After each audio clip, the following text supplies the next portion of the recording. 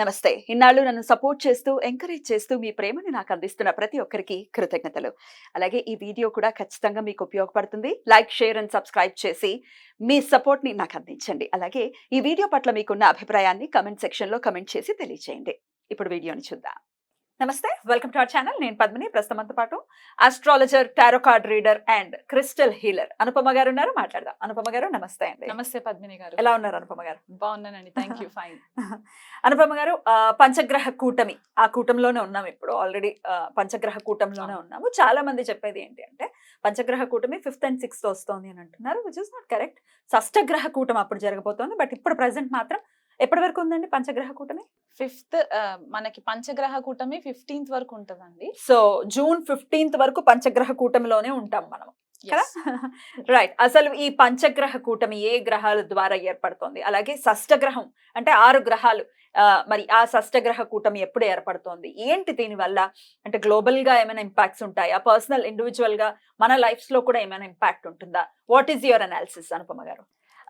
షష్టగ్రహ కూటమి అయితే మనకి రేపు ఆల్రెడీ జూన్ 1st కి యురేనస్, మనం చాలా మంది నెగ్లెక్ట్ చేస్తారండి. వేదిక్ ఆస్ట్రాలజర్స్ యురేనస్ ని కన్సిడర్ చేయరు, వెస్టర్న్ లో కన్సిడర్ చేస్తారు.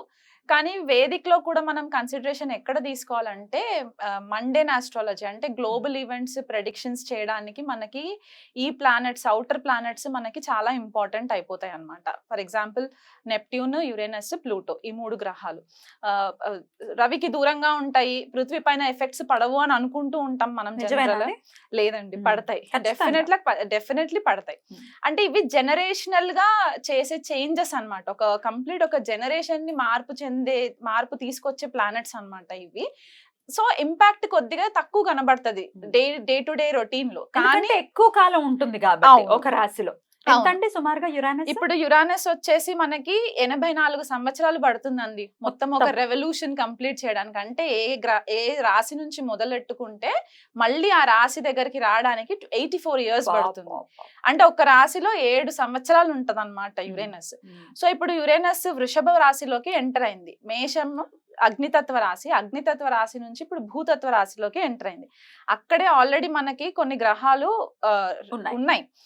గురువు, శుక్రుడు, బుధుడు, రవి, ఈ 4 గ్రహాలు ఉన్నాయి. సో ఇప్పుడు యురేనస్ మనకి మొన్న జూన్ 1st కి ఎంటర్ అయినప్పుడు పంచగ్రహ కూటమి లాగా మనం కన్సిడర్ చేసుకోవచ్చు. కానీ జూన్ 5వ తారీఖు 6వ తారీఖు మాత్రం చంద్రుడు ఎంటర్ అవుతాడు కాబట్టి మనకి షష్టగ్రహ కూటమి ఏర్పడుతుంది. సో జనరలీ ఆల్రెడీ మనకు ఒకసారి కోవిడ్ ఇన్సిడెంట్ జరిగింది కాబట్టి షష్టగ్రహ కూటమి అంటే రకరకాలుగా భయాలు ఉన్నాయి జనాలలో. అదే కోవిడ్ రావడం, లాక్డౌన్ రావడం, అట్లాంటి సిచ్యువేషన్స్ ఉండవు. ఎందుకంటే ఇక్కడ మనకి ఆ వాయుతత్వం ఎక్కడ కనిపించట్లేదు. అంటే బ్రీదింగ్ ఇష్యూస్ కి, వైరస్ స్ప్రెడ్ అవ్వడానికి అట్లాంటి ఇష్యూస్ కనబడట్లేదు. కానీ యురేనస్ అనే ఈ గ్రహం ఏంటి అంటే బేసికలీ మనకి కొద్దిపాటిగా హయ్యర్ వర్షన్ ఆఫ్ బుధుడు అని చెప్పుకోవచ్చు అనమాట. ఓకే, మనకి ఏరోస్పేస్ ఇండస్ట్రీస్ అవ్వచ్చు, sudden shocks, sudden earthquakes రావడానికి, భూకంపాలు రావడానికి, ఏదైనా సడన్ గా జరిగిపోవడానికి అన్నమాట. ఎందుకంటే రూలింగ్ వచ్చేసి కుంభరాశిని రూల్ చేస్తారు యురేనస్. మనకి తెలుగులో ఏమంటారంటే అరుణుడు అని కొంతమంది అంటారు, ప్రజాపతి అని కొంతమంది అంటారు, ఇంద్రుడు అని కొంతమంది అంటారు. సో ఇప్పుడు ఇంద్రుడి నేచర్ మనకి స్వతహాగా మైథలాజికల్ స్టోరీస్ తెలిసిన ప్రకారం అయితే కొద్దిగా అగ్రెసివ్ గానే ఉంటూ ఉంటారు. కాబట్టి ఈ ప్లానెట్ కొద్దిగా ఇరెటిక్ బిహేవియర్ ఉంటుంది అనమాట. అంటే రెబెల్ గా ఉండే ఛాన్సెస్ ఎక్కువ ఉంటాయి. ఆ డామినెన్స్ అంతా కూడా కొద్దిగా రెబెలియన్ గా ఉంటుంది అనమాట. సో ఎప్పుడైతే ఇలాంటి గ్రహము మనకి భూతత్వ రాశిలోకి ఎంటర్ అయ్యి 0 degrees లో ఉంటుంది ఇప్పుడు ప్రెసెంట్ గా. ఎందుకంటే స్లో మూవింగ్ ప్లానెట్, మనం శనినే అనుకుంటాము, శని కంటే ఇంకా స్లో మూవింగ్ ప్లానెట్ కాబట్టి 0 degrees టారస్ లో ఉంది ఇప్పుడు ప్రెసెంట్. అంటే కృతికా నక్షత్రంలో ఉంటుంది. అక్కడే మనకి గురుడు 8 degrees లో కృతికాలోనే ఉంటారు. బుధుడు కూడా మనకి ఇంచుమించు 3 degrees 4 degrees 7 degrees ఉంది. 7 degrees బుధుడు మనకి కృతికాలో ఉంటారు. రోహిణిలో రవి అండ్ శుక్రుడు 20-21 degrees క్లోజ్ కంజంక్షన్స్ లో ఉంటాయి. అండ్ తర్వాత మళ్ళీ చంద్రుడు ఎంటర్ అవుతాడు. సో చంద్రుడు కూడా కృతికాలోనే, అంటే ఒక 4 గ్రహాలు కృతికా నక్షత్రంలోనే ఉంటాయి అన్నమాట. ఆల్రెడీ మనకు తెలిసింది ఏంటంటే కృతికా నక్షత్రం అగ్నితత్వ నక్షత్రం. అండ్ సింబల్ కూడా మనకి రేజర్, ఫైర్, కత్తి, ఇవన్నీ తోటి మనం కన్సిడర్ చేసుకుంటాం. సో ఒక ఎరేటిక్ బిహేవియర్ ఉన్న గ్రహము కృత్తికాలోకి ఎంటర్ అయినప్పుడు గురుడు ఆల్రెడీ మనకి వాయుతత్వ గ్రహంగా మనం చెప్పుకుంటాం, ఆకాశ తత్వంగా చెప్పుకుంటాం కాబట్టి ఈ ప్లానెట్స్ అన్ని కూడా ఒక క్లస్టర్ ఆఫ్ ఎనర్జీస్ వచ్చేసరికి ఎక్స్ప్లోజన్స్ అయ్యే ఛాన్సెస్ ఎక్కువ ఉంటాయండి మనకి. అందులో యురేనస్ ఏంటంటే 84 years అని చెప్పాను కదా, క్రితం జరిగిన ట్రాన్సిట్ ఎప్పుడు అని అంటే 1940వ సంవత్సరంలో జరిగింది ట్రాన్సిట్. అప్పుడు టారస్ లో ఉన్నారు, అప్పుడు వృషభంలో ఉన్నారనమాట యురేనస్. అప్పుడు ఏం జరిగింది? 1940లో మనకి యాక్చువల్ గా సెకండ్ వరల్డ్ వార్ స్టార్ట్ అయిందండి. సెకండ్ వరల్డ్ వార్ స్టార్ట్ అయింది. ప్రేక్షకులు కావాలంటే వెరిఫై చేసుకోవచ్చు మన టైమ్ లైన్స్. సో 1939 అంటే ఆల్మోస్ట్ మేషరాశిలో నుంచి లీవ్ అయ్యి టారస్ లోకి ఎంటర్ అయ్యే టైం కంటే సెప్టెంబర్ 1939లో 1939వ సంవత్సరంలో మనకి సెకండ్ వరల్డ్ వార్ స్టార్ట్ అయ్యి అదొక 7 సంవత్సరాలు కంటిన్యూ అయ్యింది అనమాట. సో 46 వరకు మనకి అది కంటిన్యూయేషన్ లోకి వచ్చి అప్పుడు మనకి సెకండ్ వరల్డ్ వార్ మొత్తము ఒక పీస్ లెవెల్లోకి వచ్చింది. సో ఆ దేశాల పైన యుద్ధాలు జరగడం, రకరకాల ఇష్యూస్ మనం ఫేస్ చేసాము, ఫైర్ ఎక్స్ప్లోషన్స్ ఇట్లాంటివన్నీ చూసాం. సో ఇప్పుడు కూడా ఇంచుమించు వార్ వస్తుందా అంటే నేను 100% వార్ వస్తుంది రావాలని ఏం లేదు, వరల్డ్ వైడ్ గా ఎక్కడైనా వరల్డ్ వైడ్ గా ఎక్కడ. ఇప్పుడు ఓన్లీ మన ఇండియాకే జరగాలని లేదు కదా, గ్లోబల్ గా ఎక్కడైనా జరగచ్చు. ఇప్పుడు యుక్రెయిన్ లో ఆల్రెడీ ఎట్లాంటి వాతావరణం ఉందో మనకు తెలుసు. సో ఇది ఇంకొంచెం ఎన్హాన్స్ చేస్తుందని అనుకోవచ్చా ఈ గ్రహ కూటమి? అవునండి, అవుతుంది. యుఎస్ తోటి కూడా కొద్దిగా ఇష్యూస్ రావడము, యుఎస్ రష్యా యుక్రెయిన్ కి ఇష్యూస్ రావడము, మళ్ళీ ఇప్పుడు మనకి ఇక్కడ అరబ్ కంట్రీస్ లో కూడా మనకి కొద్దిపాటిగా ఇష్యూస్ రావడము, ఇండియా వైపు కూడా మనకి ఇప్పుడు ఇండియా ప్రకారం తీసుకుంటే మన భారతదేశ ఇండిపెండెన్స్ వచ్చిన చార్ట్ ప్రకారం చూసుకుంటే గనక మనది వృషభ లగ్నం అవుతుంది. సో లగ్నంలోనే మనకి షష్టగ్రహ కూటమి అనేది ఏర్పడుతుంది. ఈ రిజల్ట్ మనకి ఆ రోజే కనిపిస్తుందా అంటే ఆ రోజు కనిపించక్కర్లేదు. ఇది ఒక ప్రాసెస్, స్లో మూవింగ్ ప్రాసెస్ కాబట్టి it will take some time అన్నమాట. ఆ మొత్తం ఎనర్జీస్ అంతా కల్మినేట్ అయ్యి మనకు ఒక ఎండ్ రిజల్ట్ రావడానికి. కాకపోతే ఇక్కడ మనకి ఇంటర్నేషనల్ లెవెల్లో కూడా మనకి కొద్దిపాటిగా ఇప్పటి వరకు ఏదైతే మనకి ఆ ఫ్రీనెస్ ఉండిందో in terms of international leaders తోటి మనకి కమ్యూనికేషన్స్ అవ్వచ్చు, లేకపోతే మనకి వాళ్ళతో ఉన్న ఫ్రెండ్షిప్స్ అవ్వచ్చు, కొద్దిపాటిగా డిస్టర్బ్ అయ్యే ఛాన్సెస్ ఉంటాయండి. మన నేషనల్ లీడర్స్ కి కూడా కొద్దిపాటిగా థ్రెట్ ఉండే ఛాన్సెస్ కూడా ఉన్నాయి రాజకీయ నాయకులకి. అండ్ మనకి ఇంకొకటి ఏంటి అంటే ఇప్పుడు ఇండియా చార్ట్ అని చెప్పేసి అనుకున్నాం కాబట్టి మనకి నార్త్ లో ఎక్కువ ఇది చూసుకుంటే భూకంపాలు వచ్చే ఛాన్సెస్ మనకి నార్త్ లో ఎక్కువ కనబడుతూ ఉంటాయి. సో ఈ గ్రహాలన్నీ వీక్షణ మనకి వృశ్చిక రాశి పైన పడుతుంది. ఇప్పుడు అందరి కళ్ళంతా వృశ్చిక రాశి పైన ఉంటుంది అనమాట. ఎందుకు అంటే ఈ షష్టగ్రహాలన్నీ కూడా 7th ఆస్పెక్ట్ వృశ్చిక రాశి పైన పడుతుంది. కుజుడు ఆల్రెడీ మేషరాశిలోకి ఎంటర్ అయ్యి మేషరాశి నుంచి 8వ ఆస్పెక్ట్ వృశ్చిక రాశి పైన పడుతుంది. రాహు 9వ దృష్టి మనకి వృశ్చిక రాశి పైన పడుతుంది. అండ్ ఇక్కడ కుజుడు ఆల్రెడీ శని వీక్షణలోనే ఉన్నారు. సో మొత్తం 9 గ్రహాలు వృశ్చిక రాశి పైన పడుతుంది చూపు. అండ్ షష్టగ్రహ కూటమి మాత్రం వృషభ రాశిలో జరుగుతుంది. సో మన లైఫ్ లో ఎట్లాంటి ఈవెంట్స్ అంటే మనకి వృషభ రాశికి సంబంధించిన కారకత్వాలు, వృశ్చిక రాశికి సంబంధించిన కారకత్వాలు ఎఫెక్ట్ అయ్యే ఛాన్సెస్ ఉంటాయి. సో మనకి నార్త్ ఇండియాలో భూకంపాలు వచ్చే సంఘటనలు, సౌత్ ఇండియాకి వచ్చేసరికి ఎస్పెషల్లీ తెలుగు రాష్ట్రాలు, తమిళనాడు, కర్ణాటక, కేరళ ఇటువైపు ఫ్లడ్స్ వచ్చే ఛాన్సెస్ ఎక్కువ ఉంటాయి. వర్షాలు, సునామీస్, సైక్లోన్ ఎఫెక్ట్స్, దానివల్ల కొద్దిగా జన నష్టము. అండ్ మనకి ఇంకొకటి ఏంటంటే మనకి టారస్ వృషభ రాశి మనకి అగ్రికల్చర్ కి కూడా సంబంధించింది. అంటే పంటలు, పాడి పంటలు ఇవన్నిటికీ కూడా మనకి ఫుడ్ రిసోర్సెస్ కాబట్టి అక్కడ పంట నష్టం కొద్దిగా జరగడం, వర్షాల వల్ల, బీభత్సమైన వర్షాల వల్ల కొద్దిగా పంట నష్టం జరగడము. అండ్ టారస్ మనకి ఫైనాన్షియల్ రిజర్వ్స్ కూడా కదా. సో ఫైనాన్షియల్ గా కూడా మనకి కొద్దిపాటిగా డిస్టర్బెన్సెస్ రావడము, సడన్ చేంజెస్ రావడము, గ్లోబల్ అంటే మనకి ఇంటర్నేషనల్ లెవెల్ అండ్ మనకి నేషనల్ లెవెల్లో కూడా ఫైనాన్షియల్ రీస్ట్రక్చరింగ్ జరిగే ఛాన్సెస్ ఈ షష్టగ్రహ కూటమి ఎఫెక్ట్స్ వల్ల జరిగే ఛాన్సెస్ ఉన్నాయి. అండ్ అది కాకుండా స్పెసిఫిక్ గా ఇది ఎవరికి ఎక్కువ వర్తిస్తుంది అంటే ఇండివిజువల్ హారోస్కోప్స్ లో కూడా సడన్ గా ఫైనాన్షియల్ రిసెంట్మెంట్ రావడము. అండ్ ఇంకొకటి ఏంటి అంటే స్టాక్స్ లో ఇన్వెస్ట్మెంట్స్ చేస్తూ ఉంటారు కొంతమంది.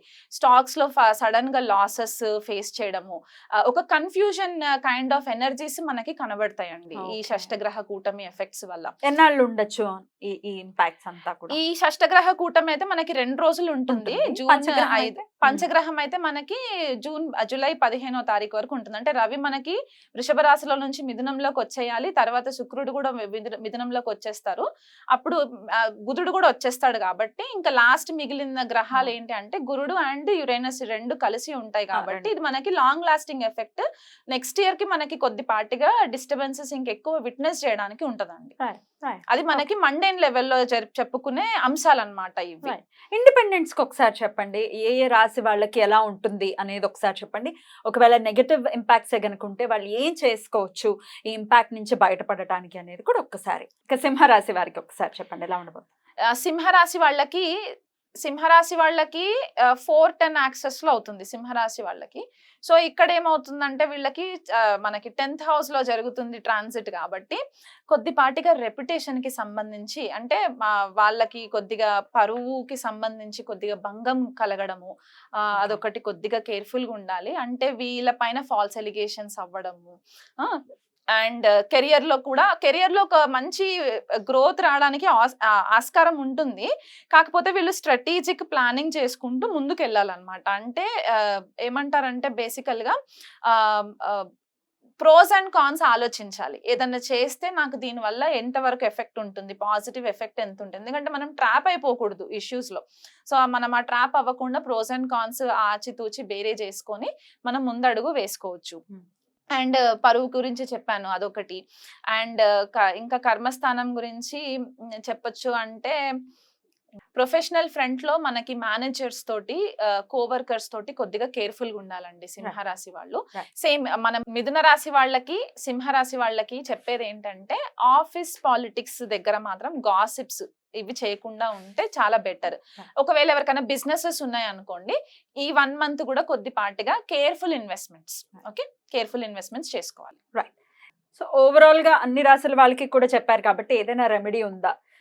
మీరు ఆల్రెడీ చెప్పారు ఏ పనులు చేయకుండా జాగ్రత్తగా ఉండండి అనేది కూడా వన్ ఆఫ్ ద రెమెడీస్ అని చెప్పుకోవచ్చు. అయినప్పటికీ ఇంకా ఆరాధన విషయంలో ఏదైనా చెప్తారా?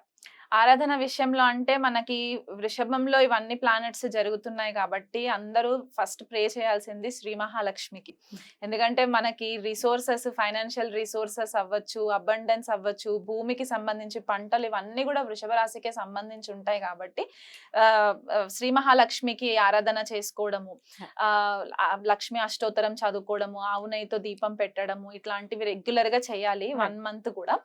అండ్ ఇంకొకటి ఏంటి అంటే మనకి స్కార్పియో కూడా యాక్టివ్ అయిపోయి ఉంది కాబట్టి అండ్ ఈ మెయిన్ ప్లానెట్స్ ఏవైతే ఉన్నాయో ఈ గ్రహాలన్నీ కూడా కృతికాలో జరుగుతున్నాయి కాబట్టి యుతి మొత్తం కృతికాలో ఉంది కాబట్టి సుబ్రహ్మణ్యేశ్వర స్వామి ఆరాధన చాలా ఇంపార్టెంట్. స్కంద కవచము డైలీ ఒక్కసారైనా సరే ఉదయం లేవగానే స్నానం అవన్నీ చేసేసుకున్న తర్వాత స్కంద కవచము చదవడానికి రాకపోయినా కనీసం ఇంట్లో ప్లే చేయండి. ఎందుకంటే మనం ఈ ఎనర్జీస్ అన్ని కూడా మనల్ని కొద్దిపాటిగా ర్యాష్ డెసిషన్స్ తీసుకునే ఛాన్సెస్, ర్యాష్ డ్రైవింగ్స్ ఇవి జరిగే ఛాన్సెస్ ఉంటాయి కాబట్టి మనల్ని మనం ప్రొటెక్ట్ చేసుకోవడానికి and at the same time ధర్మబద్ధంగా దేశ సంరక్షణ కోసం కూడా మనం ఆలోచించాలి కాబట్టి స్కంద కవచము రెగ్యులర్ గా వినడము ఇదొకటి చాలా ఇంపార్టెంట్. వీళ్ళు కుదిరితే సుబ్రహ్మణ్యేశ్వర స్వామికి అర్చన అభిషేకాలు చేసుకోవచ్చు. రైట్ అండి, చాలా బ్యూటిఫుల్ గా ఎక్స్ప్లెయిన్ చేశారు. డెఫినెట్లీ ఎందుకంటే యురేనస్ ని కన్సిడర్ చేస్తూ గనుక ఒకవేళ ప్రిడిక్షన్ ఇస్తే ఎంత అక్యురేట్ గా ప్రిడిక్షన్ వస్తుంది అనేది చెప్పటం అనేది ఎవరికి వారు దాన్ని చూడాల్సిందే కదా. చాలా మంది కన్సిడర్ చెయ్యరు కానీ ఇంత మేజర్ రోల్ ని ప్లే చేస్తారు. యురేనస్ అవ్వచ్చు, నెప్ట్యూన్ అవ్వచ్చు, డెఫినెట్ గా రోల్ ని ప్లే చేస్తారు. మీరు కూడా మీ ప్రిడిక్షన్ మీరు చూస్తారా? చూస్తానండి, డెఫినెట్లీ చూస్తాను. అంటే మనకి యురేనస్ ఆస్ట్రాలజీకి చాలా ఇంపార్టెంట్ ప్లానెట్ అన్నమాట, జ్యోతిష్య విద్యకి అండ్ ఏరోస్పేస్ ఇండస్ట్రీకి కూడా చాలా ఇంపార్టెంట్. ఎందుకంటే కుంభరాశిలో రూల్ చేసినా సరే శతభిష నక్షత్రం మనకి యురేనస్ కి కన్సిడర్ చేస్తారు బేసికల్ గా. అండ్ మనకి ఇక్కడ వృశ్చిక రాశిలో ఉచ్చ పొందుతారు అండ్ వృషభంలో నీచబడతారు.